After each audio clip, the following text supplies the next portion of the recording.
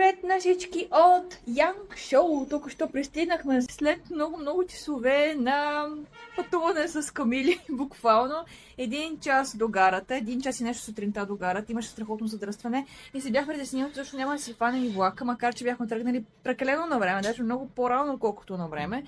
След това още 5 часа и нещо с влак и след това още 1 час и нещо с още едно такси, за да стигнем до място. Това е стаята ни, която ще е по-шумно, отколкото си представях, че ще бъде. Но това получаваш за около 25 евро на вечер за 2 човека.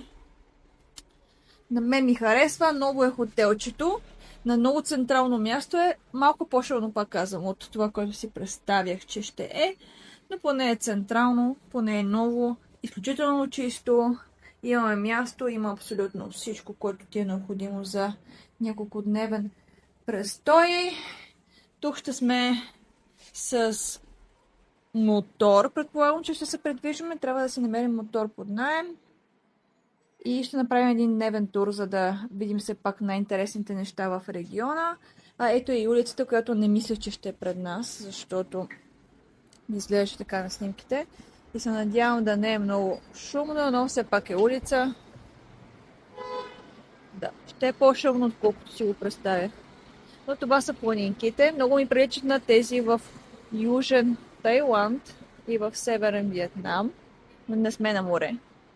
Тук си е изцяло планинска зона. И така. Ще ви разхождам следващите дни.